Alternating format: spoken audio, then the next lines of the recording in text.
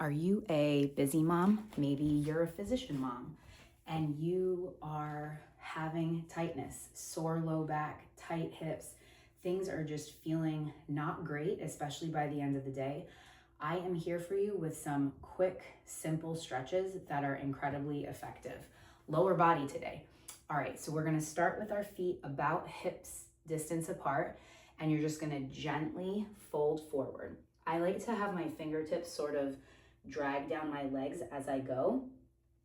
And you stop wherever you feel the stretch. Maybe it's delving into uncomfortable. It should never be painful. So you may be at your knees, at your shins, at the top of your foot. Maybe you have fingertips on the floor. Maybe your palms are completely flat. Wherever you are today is amazing. This is really targeting the back part of your legs, your posterior chain, your calves up into your hamstrings, maybe even up into your glutes. And we're gonna do a couple deep breaths here. So big inhale, expand your ribs in all directions, really opening up that low back, and then exhale, it's audible.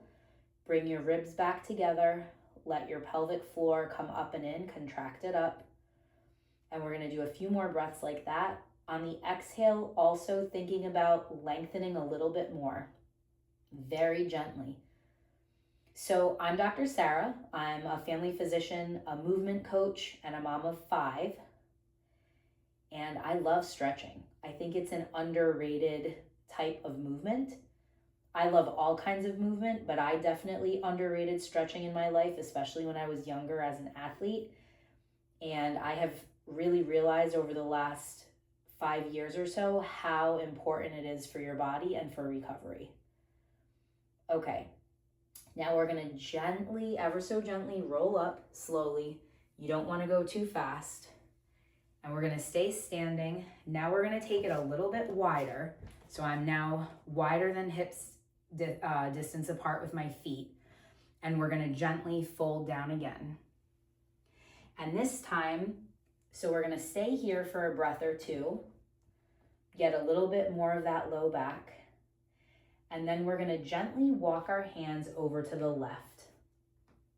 So this, you can have your hands maybe on your foot, maybe one hand is on the other side. Again, meet yourself where you are with whatever feels good today. And if you are doing this stretch again, because it's, I would definitely want you to keep practicing the same stretches so you can see how you're progressing. But maybe you did it yesterday and you're doing it again today, or maybe you did it a few days ago and you're doing it again today. Either way, it's okay if all of a sudden today things seem much tighter. That can happen. Maybe you did a leg strength workout. Maybe you went for a run. Maybe you were sitting a lot with your kids on the floor or something. But depending on what you do day to day can really affect the length of your muscles and how stretching feels. And that's why I stretch regularly, because you have to keep, it's not like you do it for a week and then you're done. It's a lifelong thing to maintain length and mobility. So as I was saying, this is really intensifying it into the hamstring of the left leg. And again, you always want to be thinking about that deep breathing. And then we're going to gently walk over to the other side. And now we're going to do the right. And again, just thinking about really opening up those lungs with the inhale, always breathing through stretching. Sometimes it can be hard, especially if the stretch feels uncomfortable or intense. Really, the breath is the money there. It will really help you open things up. And sometimes people will ask me, how long should you hold a stretch? There's not necessarily one right answer. Everybody's body is unique and needs different things. In general, for a static stretch, meaning one where you're staying still and holding something, a minimum of 30 seconds is what is usually necessary to really let that muscle lengthen. And you can play with that, experiment that with your own body, right? Where you hold a stretch, there's this time in a stretch where you'll just start to feel like, oh, now I really feel like I got some length there. And sometimes that will usually take at least 30 seconds. But again, it's up to you and your body. For me, when I first started doing stretching for my hips, I would hold some of them 2, even 3 minutes, because that's how tight my hips were. And it doesn't necessarily have to be the same every day either. You can play and adjust and see. I'm just coming back to the center here, and then I'm gonna roll up slowly again, one vertebrae at a time here. And then we're gonna get down onto the mat into a 90-90 position. So I have my, my right foot is planted 90 degrees at the knee, 90 degrees at the hip. And then I'm gonna scoot that back leg back just a tiny bit. And that's if you feel like it. If you had enough of a stretch without doing that, you can absolutely stay here. And that may be enough. Again, now you're stretching the front of that left hip flexor, so the front of your left thigh. If you need a little more intensity, you wanna think about tilting your pelvis, like tuck your bum, tilt your pelvis forward. If you need more than that, you can tuck your chin.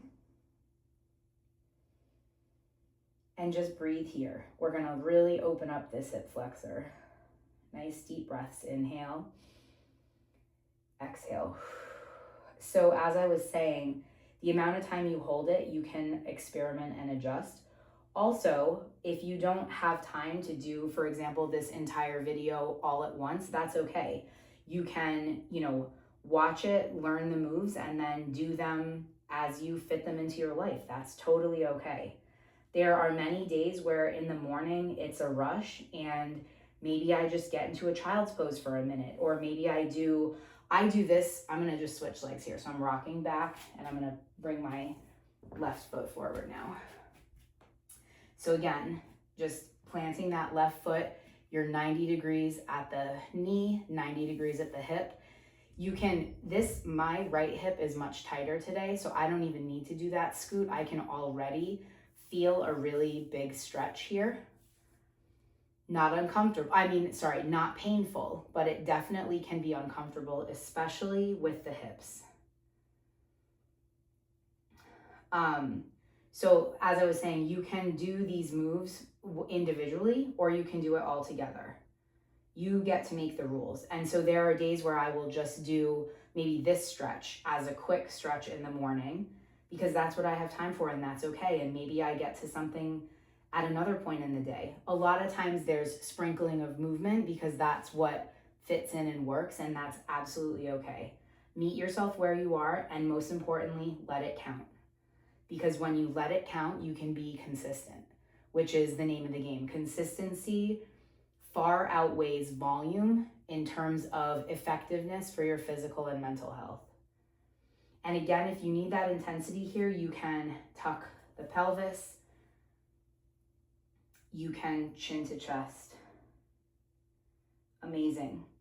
So proud of you for showing up, for being here, for doing things that are taking care of you, because that can be hard, especially as a mom, especially as a physician mom, if you're a physician mom watching.